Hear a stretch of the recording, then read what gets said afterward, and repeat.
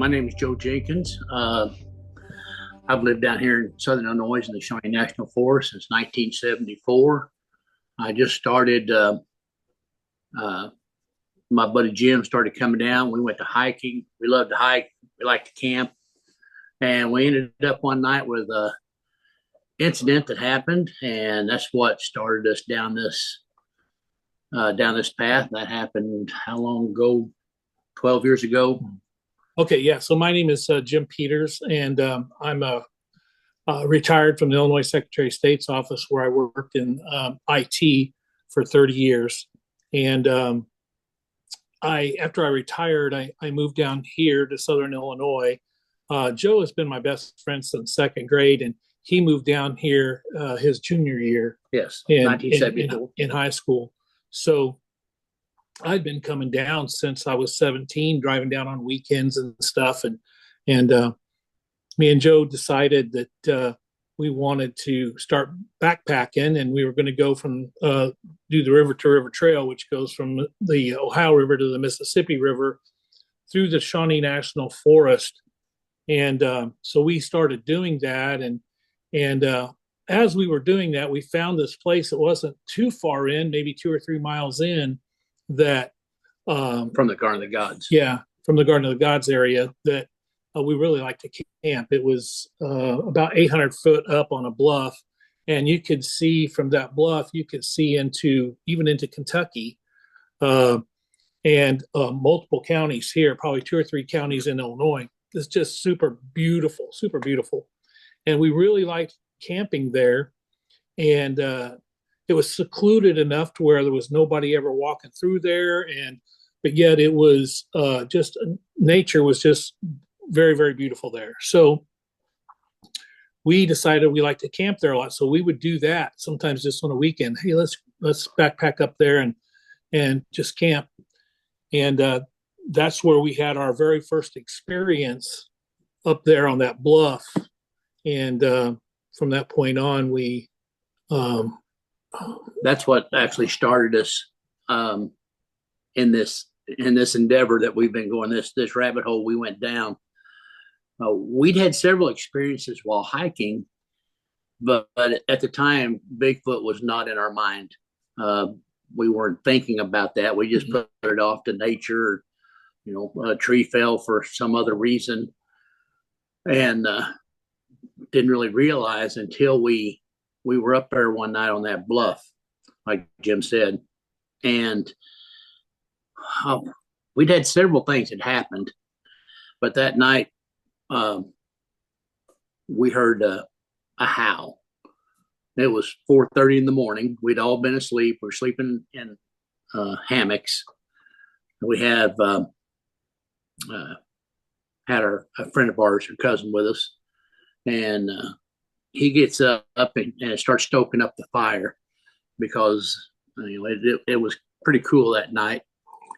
And he gets up about 4:30 in the morning, somewhere in there, starts stoking up the fire. Then Jim got up, and I'm laying there in the hammock. I hear both of them talking, and I decided the fire feel pretty good too. So I get up. All three of us are on top of this bluff and by the fire, and we've got one of these reflective blankets up there, reflecting the heat back to us. And we're just standing there talking. And before we heard this howl, Tim had walked over to the edge of the bluff. And in Shawnee National Forest, I just want to add that when it's nighttime out there, you can't see your hand in front of your face. It is dark. And he had walked over to the edge of the cliff there and was kind of looking up, and he started hollering, and I went over there. Joe stayed by the fire, and there was a UFO type thing. It was a ball of light type thing coming across the sky, and it was coming right at us. And I decided to just kind of, I just stood there because I wasn't sure what was going on. And in your brain, you're trying to put it all together. Like, is that a plane coming at us? Because sometimes in the Shawnee National Forest, people get lost, and a helicopter will come through with a bright light looking for people when they do get lost out there. And I was thinking, well, maybe that was it, but it ended up coming right over the top of us, no sound, and it stopped and shined the light straight down on us. Now, if it was a helicopter was low enough, we would have heard it. There was no sound whatsoever. And this beam comes down, it comes right down on top of me and Tim. And then just as fast as it came down, it went back up and it moved on. And that was the first thing I thought that was really weird. But it was not long after that, just minutes after that, we were all back at the fire, and we heard this loud howl. And this howl was so loud that you could feel the reverberations in your chest and in your bones. It just kind of vibrated you, and you knew that no human could have made a sound that loud or that guttural, that deep, that could rattle you inside, in your bones. And so we were all just kind of standing there, just kind of with our mouths open, probably wondering what the world is that, because we didn't know of any animal that could make that kind of a sound. So, and I think we'd probably like to play that sound for you if you'd like. Yeah, let's hear it.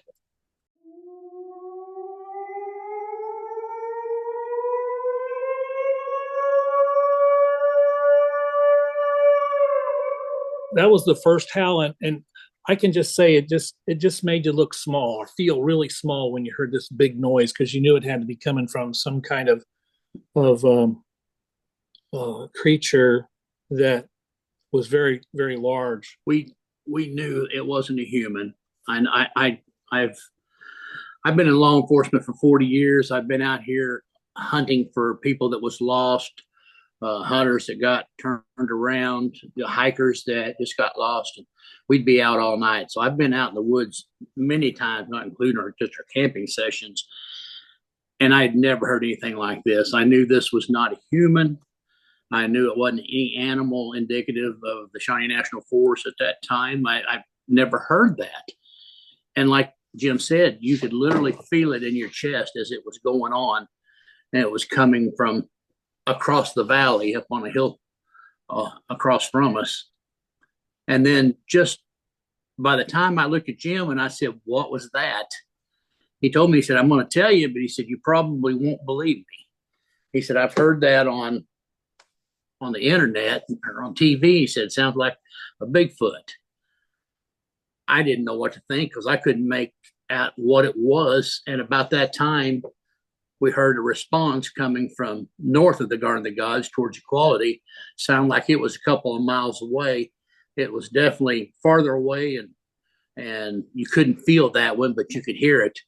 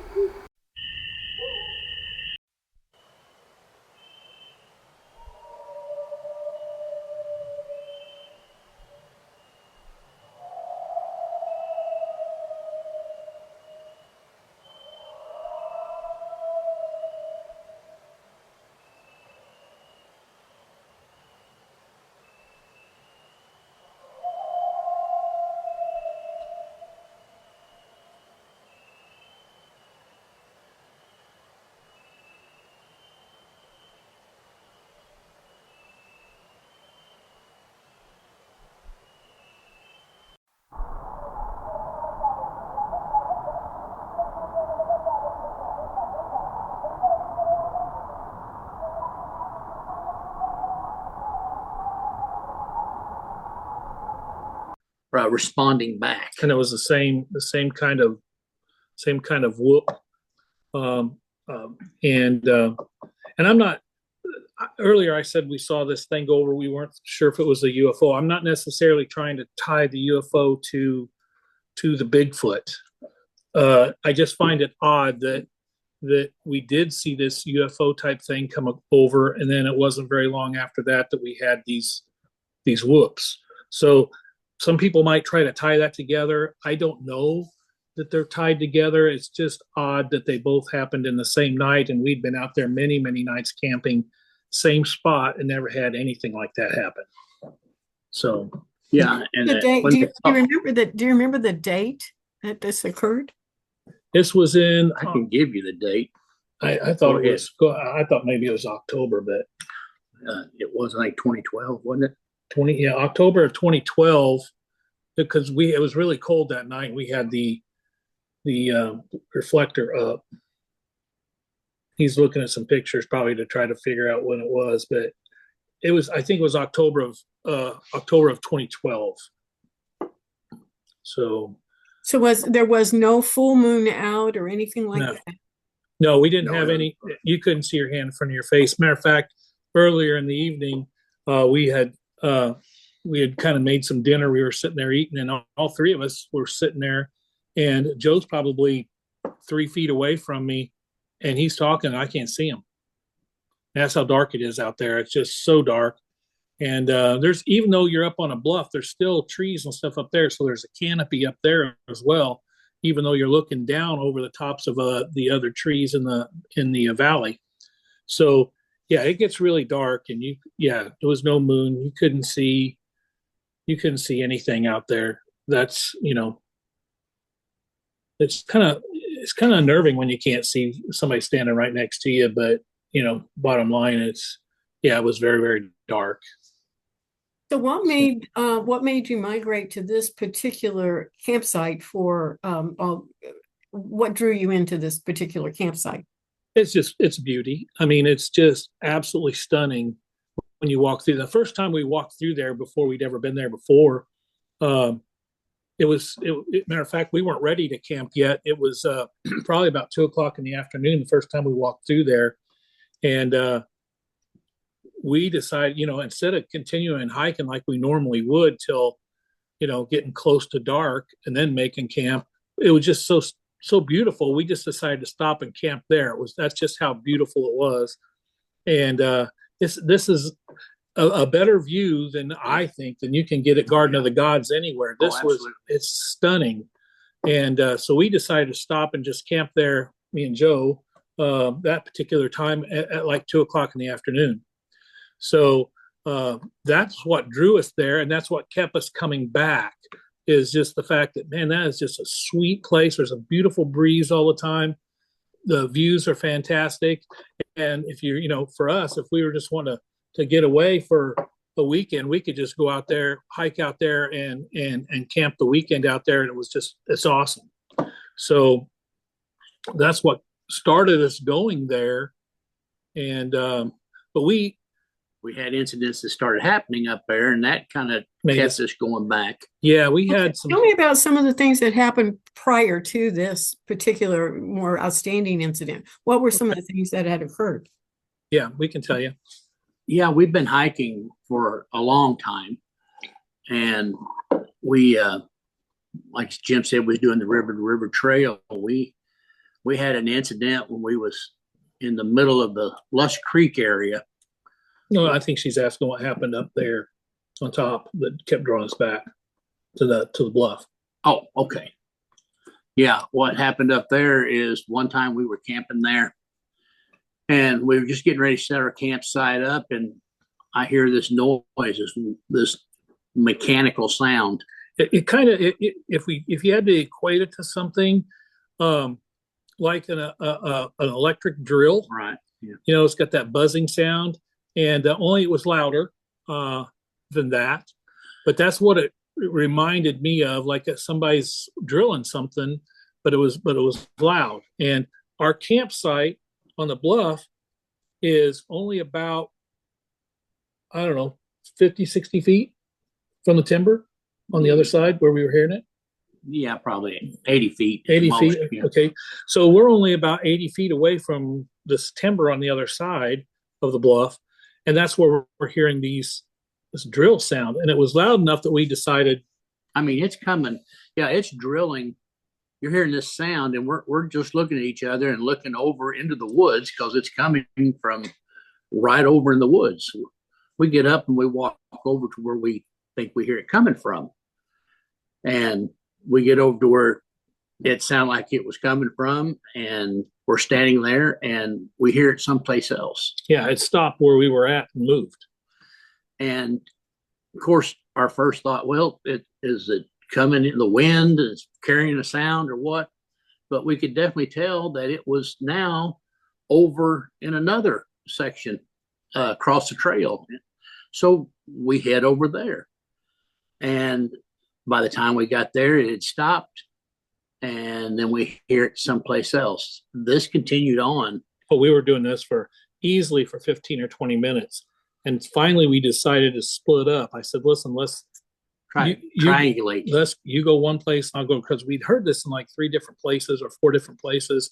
So we just kind of split up, and the sound always switched away from where either one of us was. And in my mind, I'm thinking, okay, something is messing with us, because every time we go to where it's at, it's moved. It's almost like it was intelligent, and it just kept moving around. The sound kept moving around, and we couldn't get to the sound before it would move to somewhere else, even split up. So that kind of messed with my head a little bit, because I was thinking, okay, you got something out here that's intelligent enough to know where we're at. And it wasn't loud.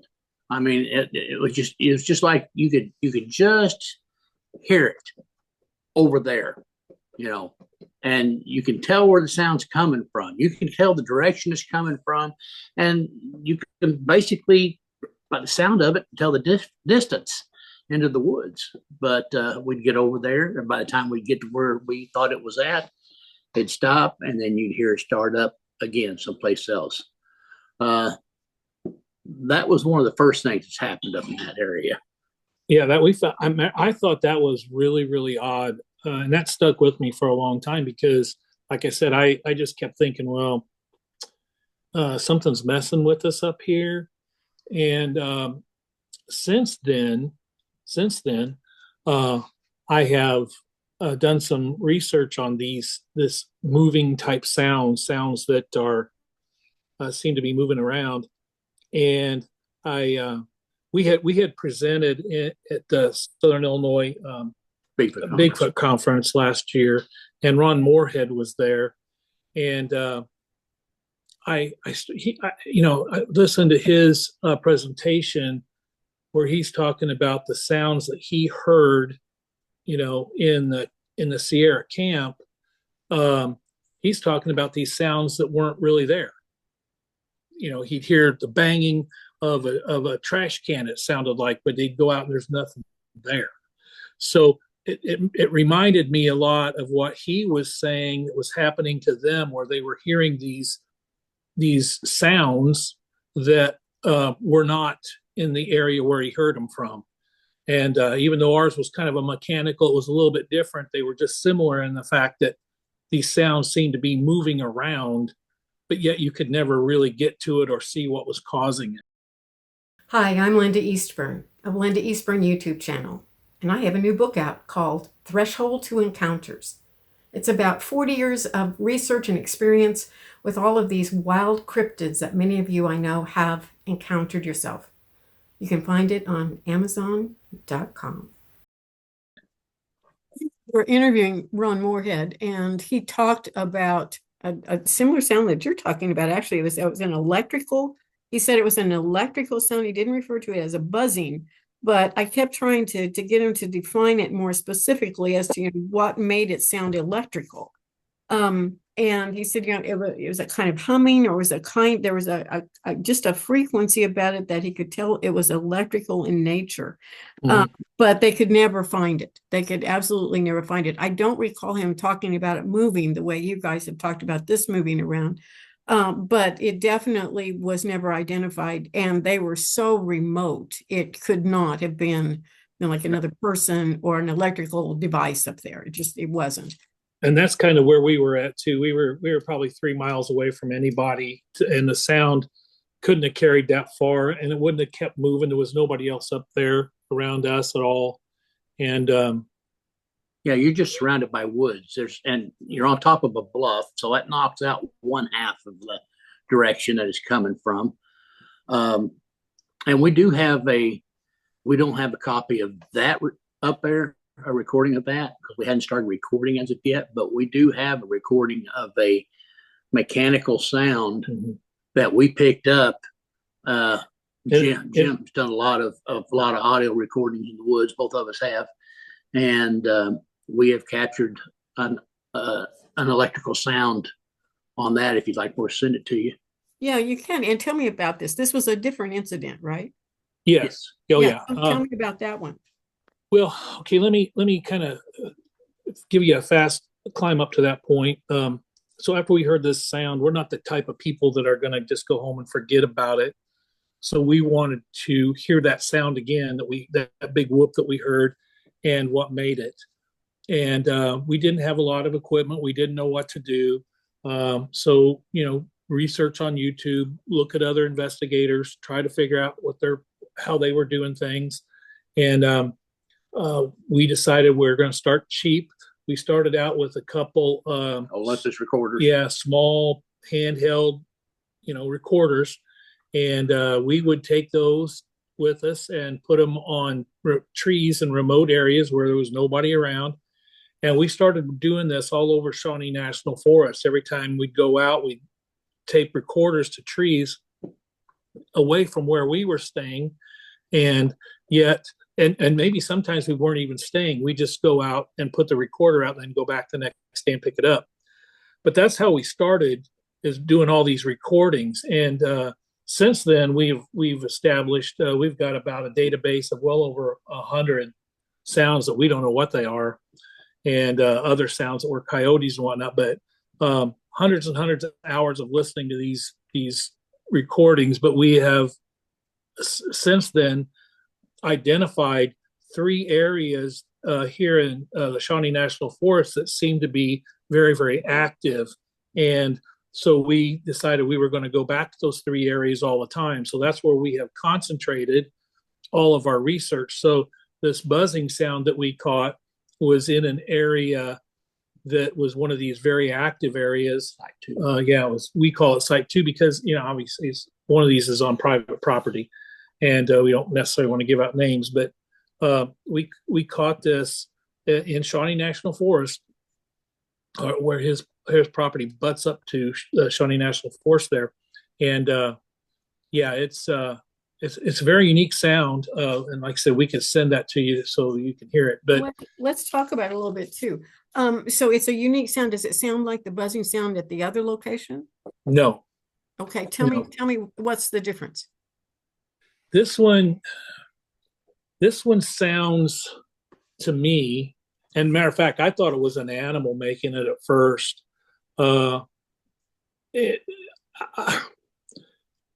It's just, I can't really describe it. The animal I thought it was at first was a moose or an elk, because they kind of make that kind of a whoop sound. And that's what this was. It was an ascending sound that was kind of whoop like that. Sounded mechanical, and didn't last very long. And that's the only time we've caught it in all the years we've been doing this. And we still put the recorders out weekly. And I've only caught that sound one time. So yeah, I don't know.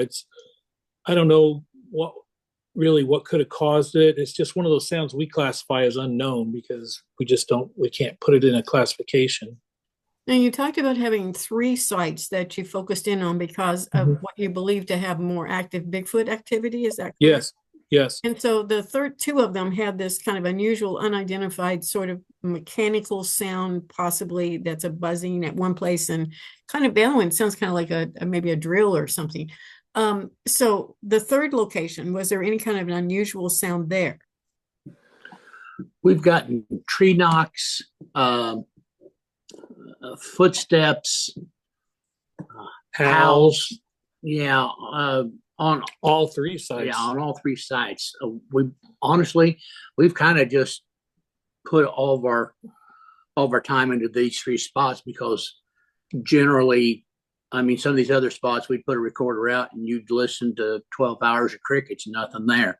But these three sites, we almost always get something. You may have 9-10 hours of nothing and then one knock, but we're getting something in these sites almost all the time. Multiple knocks in some cases where yes. we've had occasions where we hear a knock that's really, really close to the recorder, and then another knock that's responding that's a little bit farther away, and then a third knock that is a little bit farther away than that. So, and you can tell, and it's the sounds of the knocks are different. They don't sound like, different trees. The tones are different as they're going away, and you can tell they're so close that you can tell it's purposeful. That here's a knock close, there's one farther away, there's another one farther away. We've had a lot of those types of things we record.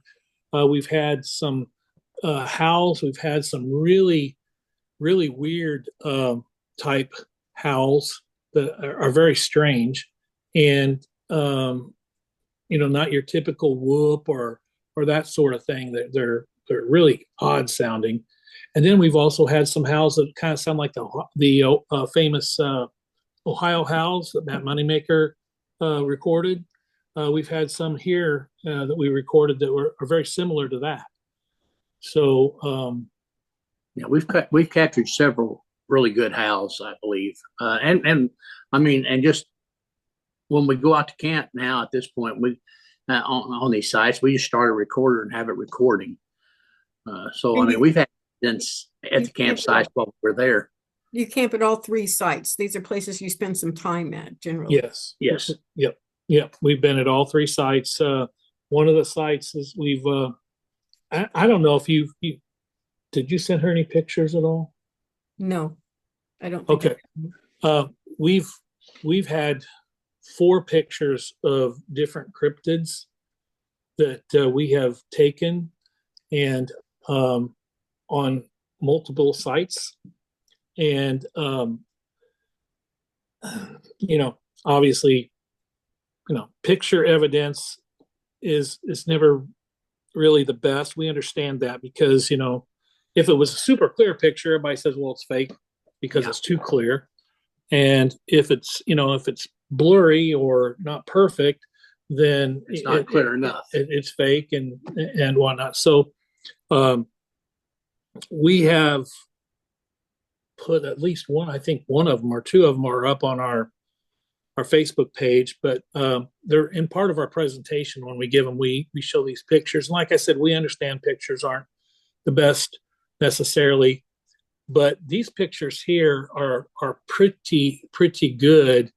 I will say that we were at the Big Muddy Monster Festival 2 years ago in Murfreesboro, a couple years ago, and we have a folder that has all of our different pictures we've taken, pictures of footprints and everything, and people like to come up and thumb through them. We talked to them about it, and we had this one woman that came up, and she stopped on a picture. She was flipping through our pictures, and she stopped at this one picture in particular, and she said, "Who took this picture?" And Joe said, "I did."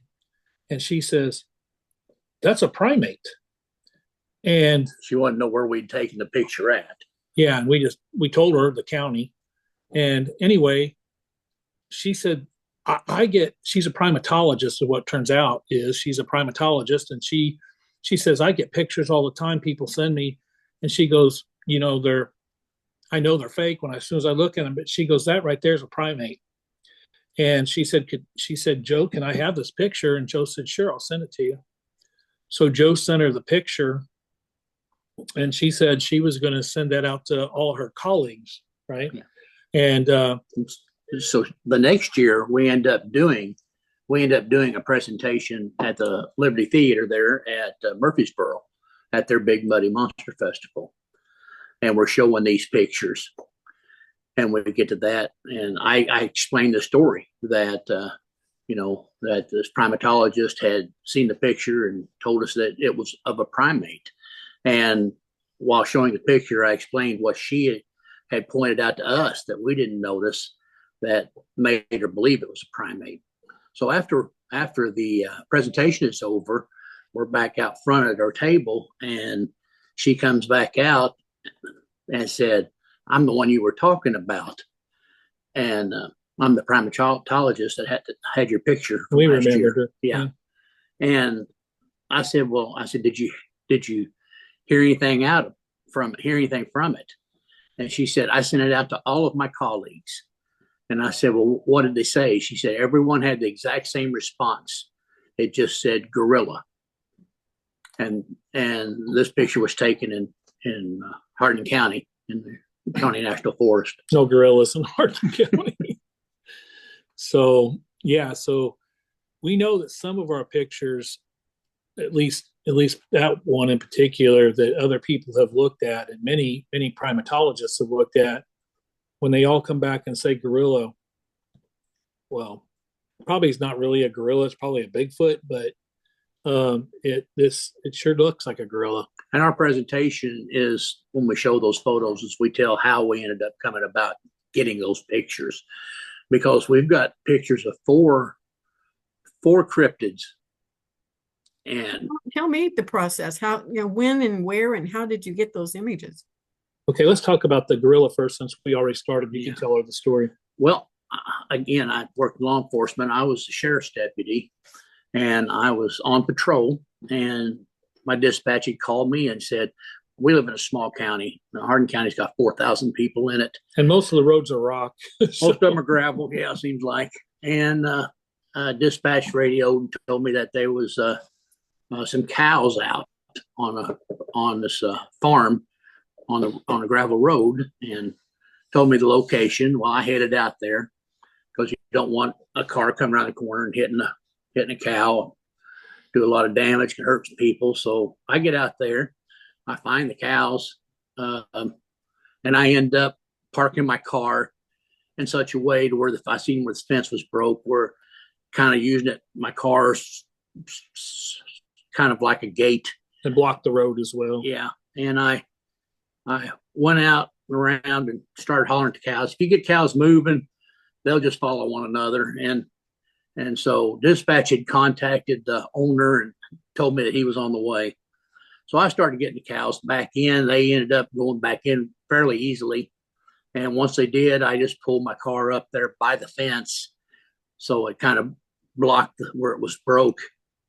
And I tied some caution tape up there around it, and got my car and was just sitting there waiting for the owner to come back. And I'm sitting there just looking at the field, and I have nothing else to do. I start counting cows. I just kind of counting them, see how many he had there. That way I could tell him when he got out, when he come, how many he had in the field. He'd know if he had more missing or not. I didn't see more, but I sat there probably, I would say anywhere from 20, 30 minutes, and looked out my driver's side window at the field and looked at the cows. That's all I had really to do. And I seen a truck pull up behind me. Well, I got out of my car, went back there, and he met me halfway. I told him how many cows I got in, 4 or 5, and how many cows that I'd counted while they were there. And just as I turned around, I mean, that was just a matter of seconds. And I was getting a call from dispatch to go somewhere else on another call. And when I turned around to walk back to my car, I looked up across the field, and there was, I thought, a cow up in the woods across from the from where a squad car was in the field. And I told the farmer, I pointed up there, and I said, "You've got one out up there now." And it hadn't been there before the whole time. he looked over there. He said, well, he said, crap. He said, they've busted the fence over there too. So as I was going back to get in my car, talk to dispatch, I kept looking up there. It looked weird. The only thing I could think is, well, it's black. It must be a cow. And, but it didn't look like one. And I started to take off, and I seen my phone. I thought, well, I can take a picture with my phone. Maybe I can zoom in. I can see it better. So I zoomed in with my phone and took a picture of it. Couldn't really tell still as far away. I looked on Google Earth afterwards, and it was 433 feet from across the field to the woods where it was at. And I started down the road on my other call, and I remembered I took a picture with my phone, so I should be able to zoom in on that picture. So I'm driving down the road, and I zoomed in on the picture, and I saw what appeared to be a Bigfoot that was there. It had not been there the whole time I sat there. I'd sat there and looked across the field. It was straight across from me, and I'd looked across that field for 20 to 30 minutes. And then all of a sudden, when I get out of the car and I go back, there it is. And so that's how I ended up getting the picture. I wasn't able to go back. I was out on another call. It was a couple of days before I went back to the same site and tried to recreate the picture. Couldn't. He sent the picture to me right away, and he said, "What do you think?" When I zoomed in on the picture, I said, "Dude, that's got to be a Bigfoot." It did look like and it still, to me, it looks like a gorilla. Yeah. But I guess it could be a gorilla as much as it could be a Bigfoot. But either one is equally as odd. So, and that is something we have pictures of. We're in probably Jim lives in southern Saline County. I live in Hardin County. We have probably a 40-mile area here that we've gotten the pictures of. We've got pictures of 4 cryptids, and none of them look the same. They all have somewhat different appearance. Mm-hmm. Mm-hmm. Describe that. Describe what is the difference in their appearance. Okay, well, like I said, the first one he took looks more like it looks like a gorilla sitting there, honestly.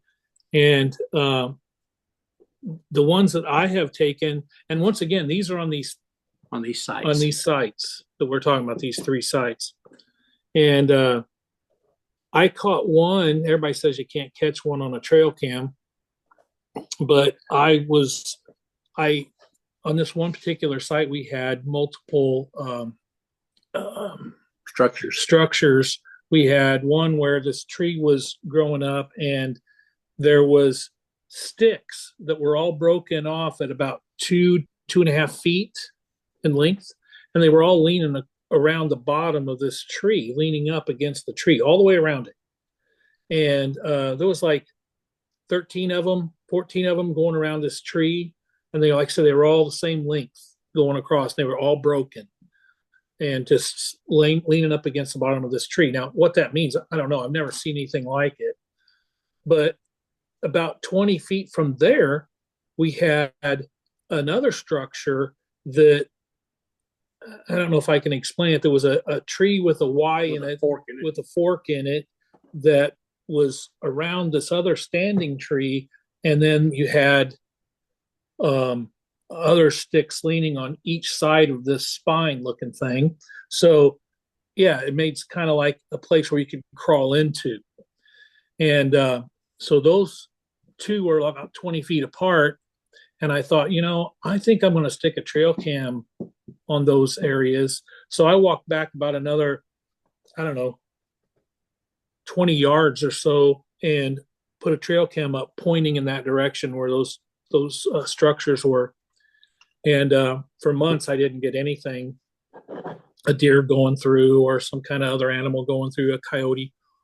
And then I just kept checking it. And finally, I noticed that this coyote had ran through and set it off. And the way I had my trail cam set up was to take a 10-second video instead of a picture.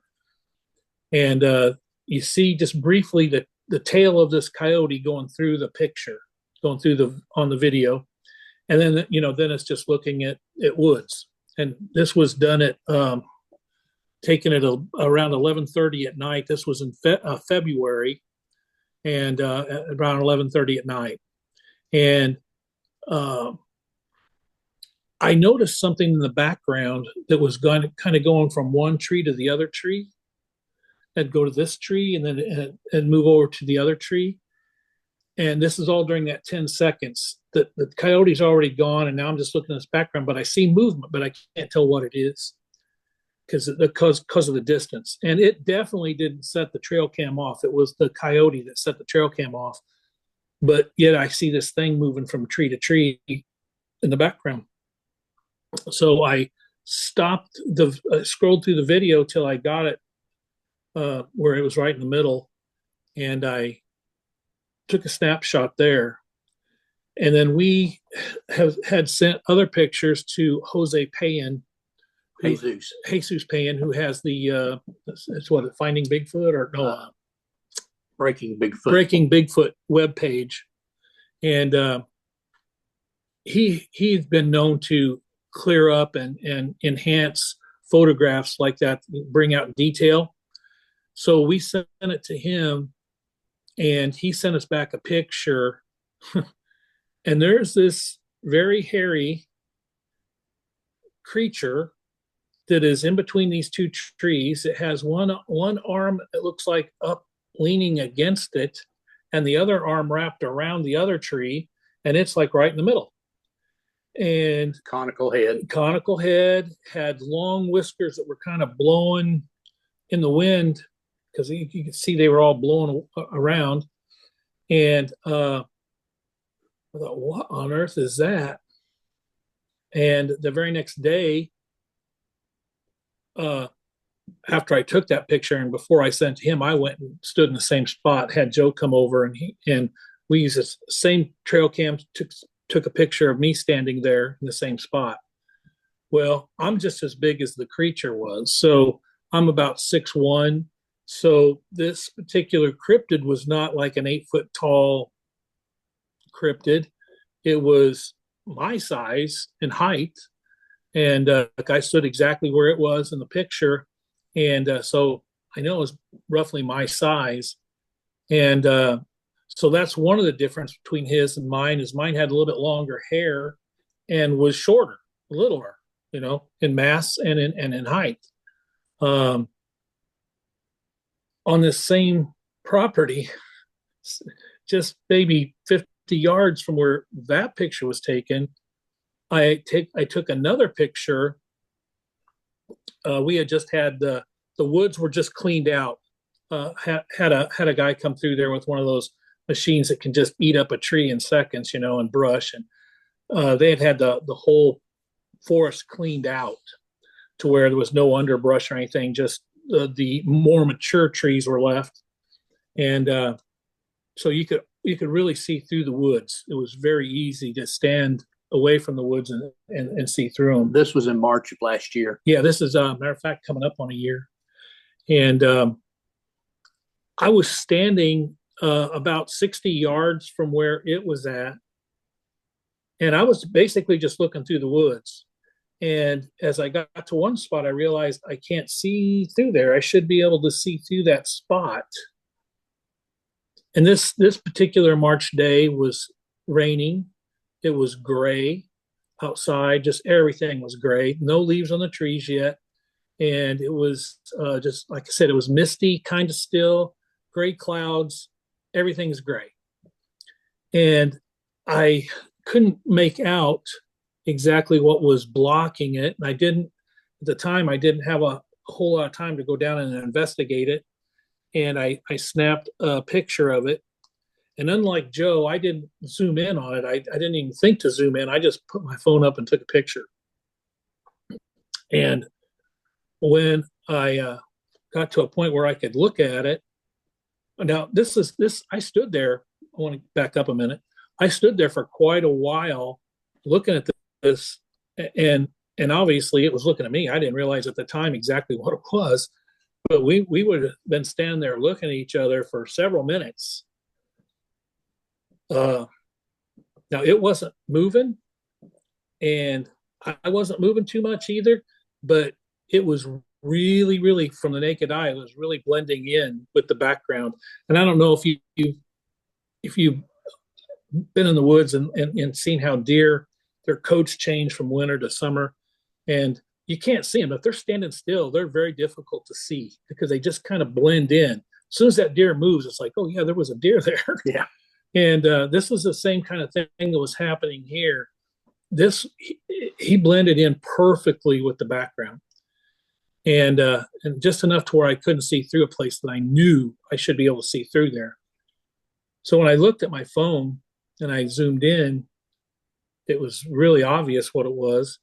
So I sent it to Joe and I said, "What do you see here?" And it wasn't 2 minutes. He's got it highlighted send me the picture back, highlighted, goes right there. And I said, "Yeah, that's him." So the deal with this particular one, he was in a valley, about a 4 foot deep valley, and he was standing in the bottom of the valley. So the bottom of a roadbed. Yeah. So the top of the ground was probably about waist level for him, and so you could just see the top half of him.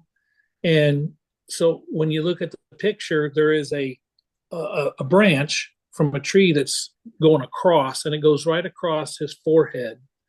So you can see the conical head on top of the branch. So when you look at the picture, you can see his conical head on top of the branch and his face beneath it. So it's going right across his forehead. You can see his nose, you can see his cheekbones, you can see his mouth, his chin, and there's no hair there.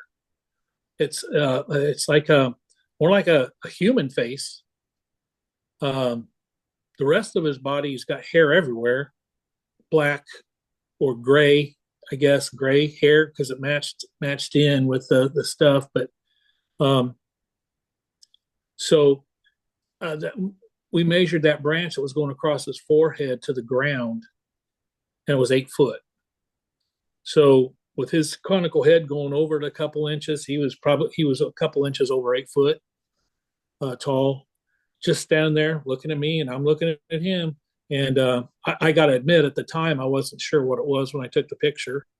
But it was very obvious once you really look at the picture what it was. I'll send you the pictures. The original picture he took, you can see why it just almost looked camouflaged. It wasn't until we started kind of enhancing the picture and changing the colors in it that he popped out. You could really tell it was there. The problem, and I took this with an iPhone 13, I think, and it's a color picture, but it looks black and white. It looks black and white because it was just so gray out that day. I mean, very, very little color.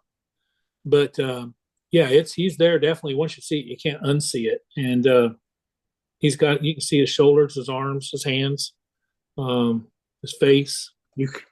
I used an emboss filter on it. You can actually see his lips. We'll send you them. Okay. Well, let's get back to some of the other things that's happened on these sites. Now, obviously, some things had to happen in order for you to determine that these were the sites that you were going to focus in on. So, what specifically occurred that you were able to narrow it down that these 3 sites were way more active than other places you were going? Mainly because, okay, so every time I would put a recorder in these particular sites, literally almost every time I would have something happen. I'd have the tree knocks, or I'd have some chatter, or I've had a whoop, or we call them woohoos. It sounds like woohoo, sounds like that. And so we have all these strange sounds and anomalies happen in these areas consistently, because those are the areas we were concentrating on. But other areas that we put our recorders in, we would get nothing. We'd get crickets all the time, no activity. You would never hear a knock. You'd never hear a howl. You hear crickets or locusts or birds or something, type of thing. You'd hear coyotes in the background. all the time, but nothing Out of the ordinary. nothing out of the ordinary that you wouldn't expect to hear in these areas. And like I said, we've been doing this over 12 years. So it's been a long process to figure out or to rule out, well, this area, we just never get anything. So let's not waste time there. And this area here, same, we're not getting a whole lot. And so we finally narrowed it down to 3 areas where we consistently were getting knocks and howls or whoops or unknown crazy sounds, weird sounds. We have one sound that sounds like singing.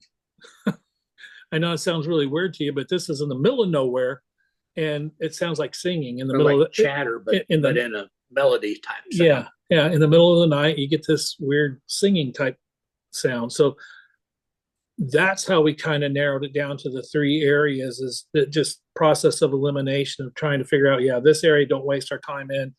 Let's concentrate on where we're getting stuff consistently. And I got to admit, it's been 12 years and we still consistently get activity in those 3 sites. It's almost, now I will admit though, one other caveat to that is we don't really get a lot in the summer. I've tried in these areas to get something in the middle of summer, in August and July and stuff. Very rarely do I get anything. I do once in a while, but very rarely. But in the spring and fall and early winter, I get all kinds of activity. So I don't know why it's in the spring and the fall, early winter, but that's the way it seems anyway. But that one night, that first howl that we heard, that started us trying to figure out what that was. And so we love to hike anyways. We love to camp anyways. We just started looking for what they said to look for. We started listening for what they said to listen. And while we were out doing what we liked anyways, we start seeing what they're saying that we should be seeing, if there's any activity. We didn't take off to hunt Bigfoot. Mm-mm. We just wanted to figure out what that was we heard that night. And we have continued to gather more evidence. And I mean, we've been blessed. We did a presentation with an individual who's been investigating for 30 years, well known, but has never seen one. And here we have 4 photos of cryptids in the last 12 years. We're blessed, but we live right smack dab in the middle of the Shawnee National Forest. I mean, it's in our backyard. So it literally is my backyard. You don't have to go out and go out for a weekend and spend a whole weekend out. We know where our sites are. They're close by. We can just go to them. We've camped in them and had experiences at the same time that are just off the charts. We've had knocks and horrible smells. Responded back. We've had one night we were actually with an older gentleman who used to be with the BFRO, and he's in his mid to late 70s now, and he was with us one night camping and at one of our sites. And he decided he was going to cook some bacon, and so he cooks up this bacon and he goes out and he starts hanging it on tree branches, and kind of leaves a trail of it back to where our camp was. And that particular night we were all sitting around a campfire, and I had heard about people having smells from Bigfoot, or it really stinks, but I'd never smelt it before. And that particular night, this smell would come in, and it was so pungent, it was horrible. And it would kind of come in and it would hang around the smell would just be there for like, I don't know, it's probably shorter than what it seemed like. It'd come in for like 10 minutes and then it'd go away. And we we had some like tiki torches we took with us that kind of, you could tell there was no wind blowing. So we don't know what caused the smell to go away other than the Bigfoot might have moved away.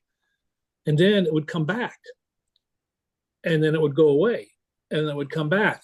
And it was so bad, in fact, that, I told Joe, I said, at first I thought, yeah, there's got to be a dead creature, like a dead deer or something pretty close to us because the smell was that strong.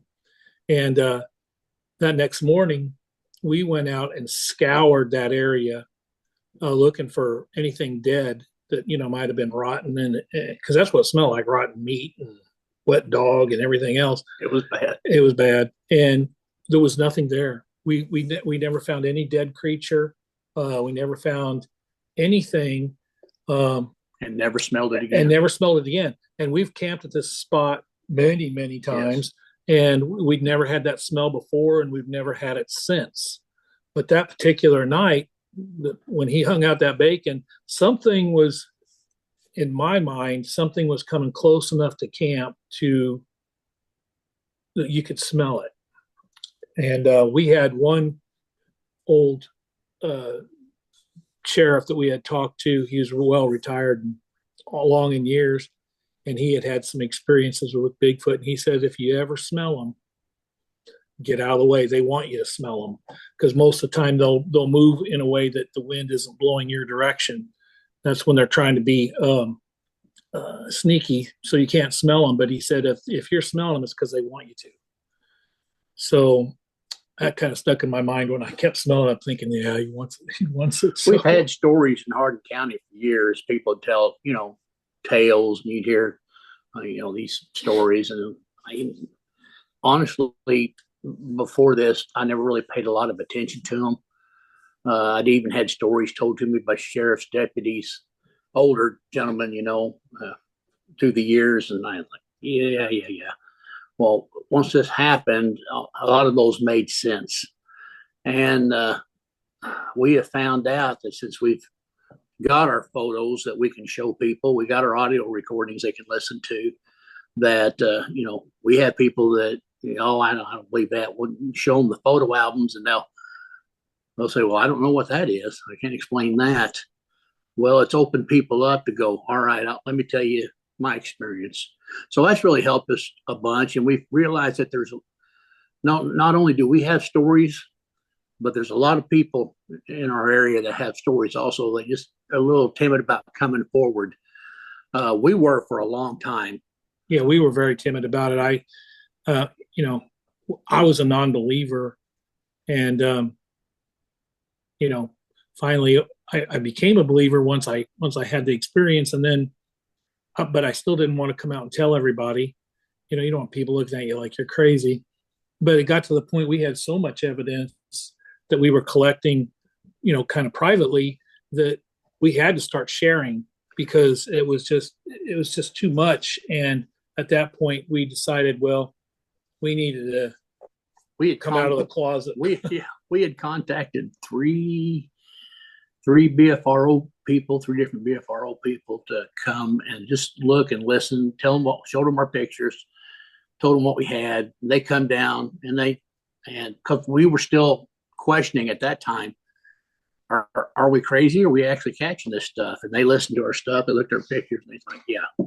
They started coming back and camping with us. So yeah, we've had several BFRO people come down, camp at different ones of our sites, and they've experienced some crazy stuff too when they came. Each one of them, something different happened at each particular time we camped. So yeah, they knew that we had high activity in this area, and they still come down to camp. So matter of fact, I think last fall was the last time we camped. That was one of them, but that went on kind of our own little excursion trying to see what was going on, and we had activity that night as well. So we started. Do you know if there have been any other reports in the area of Bigfoot that are documented? On the BFRO site, there's several on the BFRO site for this area of people seeing them, by driving by them, seeing them along the road. There was a hunter that was walking into his deer stand and saw one as he was walking in, and he hightailed it out of there. That's documented. Thing of it is to get documentation, everybody goes to BFRO, and we don't have enough BFRO people in our area to keep up with the amount of sightings they're behind. We've tried to get our stuff put on BFRO, and we just haven't contact Springfield, and we're friends with these people now, and they just tell us it's just so difficult. They get so many reports, they can't keep up with them, and they just can't do it. So there's a lot more reports going on out there than what you see just on BFRO. Yeah, I'm sure that's true. I mean, it just makes sense that there's a lot more out there and few places to actually report it. Well, I'm going to have to end our interview today, but I really, really thank both of you for sharing all of these experiences that you've had. And it sounds like it's ongoing, and hopefully we can do another one in a year or two when you've got even more information. Be sure and send me the audio file and those pictures, and I'll get those put in with the video here. All right. And if you can, have everybody check out our website on Facebook. It's the Squatchers, TheSquawTchers. Very good. Yes, I will definitely keep that in this video, and hopefully everyone will go. And will they be able to see and hear these sounds and see those pictures there as well? We do have some of them. Yes, we do have some pictures up and some audio up as well as like if we go on an investigation, we put that up as well. Some of the stuff from that particular investigation that we're doing for someone else. So those are the kinds of things you'll see on our page. And we just started that last fall, so we're still putting stuff up on it, getting started with it. Very good. Well, we will talk to you soon, and I appreciate it. Thank you so much. We appreciate you having us. Thanks.